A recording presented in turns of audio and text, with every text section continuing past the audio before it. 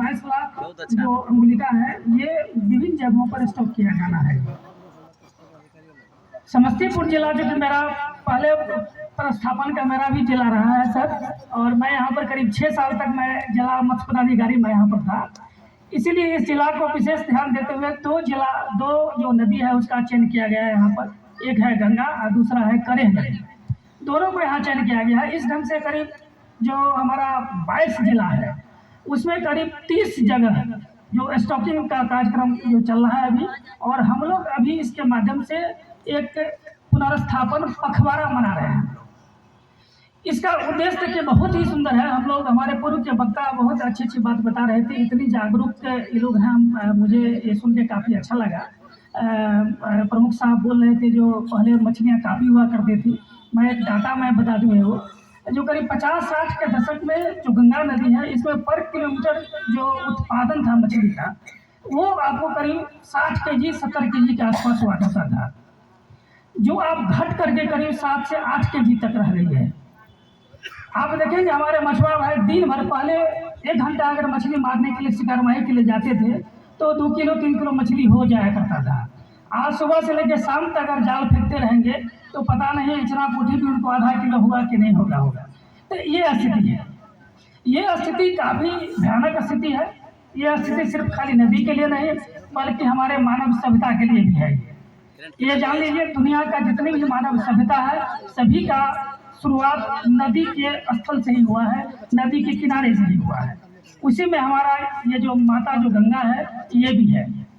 इस कार्यक्रम के तहत जो गंगा में तो मछली की कम हो ही रही थी, साथ में इसके जो फीडर जो नदियाँ हैं, हमारे जो अन्य जो सहायक नदियाँ हैं ये भी शामिल है। इसीलिए हम लोगों ने इस योजना के तहत 11 सहायक नदियाँ और ये गंगा कुल मिलाकर के 12 नदियों को चयन किया गया है, जो कि हमारे सदाबहार किस्म की नदी हैं। इन नदियों में करीब 30 जगह जो 4-4 लाख करके, कहीं पर 3.5 लाख की एक आध जगह स्टॉक करने का ये स्कीम रखा गया है। और इस स्कीम के तहत ऐसा नहीं है कि कहीं से आप सीट ला करके आप कहीं स्टॉक कर दीजिए। इसमें बजाते अप्रैल मई से ही इसमें प्रयास किया गया है इसमें, और अप्रैल मई से ही जो संबंधित जो हेचरियाँ हैं, मत्स्य हेचरी है, उनको बजाते अनुरोध किया गया था जो आप उसी जिस नदी से आप इंटरेस्टेड हैं उसी नदी से आप ब्रूडर का कलेक्शन कीजिए और उसको ला करके अलग से हेचरी में आप पालिए और तब उसका प्रजनन कराइए उसका। और यही किया गया है इसमें भी। अगर गंगा में अगर आज निषाद मत्स्य हेचरी के द्वारा अगर स्टॉकिंग किया जा रहा है अगर, तो गंगा नदी से ही ब्रूडर का कलेक्शन किया हुआ है और बजाते वहीं उसी मछली का प्रजनन करके उसका स्पॉन तैयार किया गया है। स्पॉन से फ्राई और फिंगरलिंग तैयार किया गया है और ये सारा प्रक्रिया हम लोगों के पदाधिकारी के देख रेख में हुआ है। इसका सारा रजिस्टर पूरा मेंटेन किया गया है हेचरी पर कि कब ब्रूडर को लाया गया, कब प्रजनन कराया गया इसको, और कैसे कैसे कितना कितना किस प्रजाति का स्पॉन हुआ, फिर फ्राई हुआ, कैसे कैसे फिंगरलिंग हो रहा है। ये कहने का तात्पर्य है कि इस योजना के लिए काफ़ी शुरू से ही काफ़ी मशक्कत की गई है ताकि योजना सहज जमीन पर उतरे। अभी तक आप लोगों ने देखा होगा कि लोग नदियों से ही कुछ लेते हैं, नदी से ही निकालते हैं, लेकिन नदी में ये पहली बार हो रहा है। आपको आश्चर्य होगा कुछ में इतना बड़े पैमाने पर पहली बार है स्कीम लागू की जा रही है।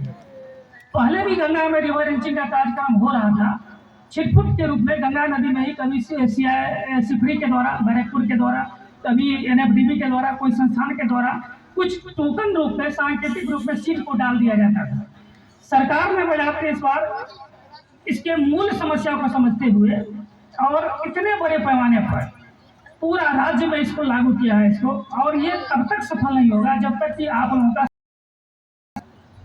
इसकी सफलता हमारे मछुआरों पर, हमारे पर, आमजन पर, सब पर निर्भर करता है। हमारे प्रशासन के पदाधिकारीगण पर, सबों पर है कि कम से कम इस मछली को ये ध्यान में रखिए, एक सूत्र बना लीजिए कि एक प्रजनन करने का एक बार मौका जरूर मिलना चाहिए।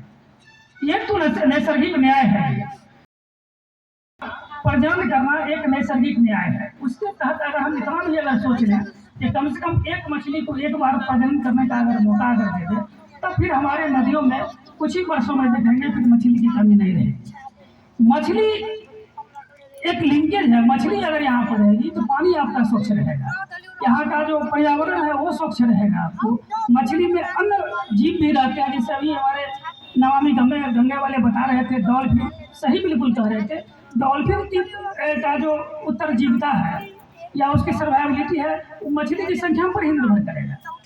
जो हमारा खास करके जो पक्षी जो आते हैं हमारे बाहर के, हमारे साइड बाहर के दूर दराज के जो माइग्रेटरी बर्ड्स हमारे जो आते हैं, उसकी भी आवक और संख्या मछली करेगा। तो एक तरह से आप देख रहे हैं कि एक तरह से हमारे मछुआ का आजीविका तो यहाँ पर आधारित है ही। तो इस तरह से सभी लिंक हम लोग लिंकेज है इसमें, सिर्फ खाली इसको एक स्टॉकिंग के रूप में नहीं देखा जाए इसको, बल्कि इसको एक इस रूप में देखा जाए। जीवन का सूत्र है हमारे तरह, चाहे जल का जीवन हो, थल का जीवन हो, चाहे नभ का जीवन हो, ये जल, थल और नभ तीनों जीवन का एक सूत्र है ये। इसीलिए हम सबों की जवाबदेही होती है, जिम्मेवारी है हम लोगों की कि इस योजना और जिस तरह से उत्साह प्रतिनिधियों के बीच लगता है कि ये योजना सफल होकर के ही रहेगा।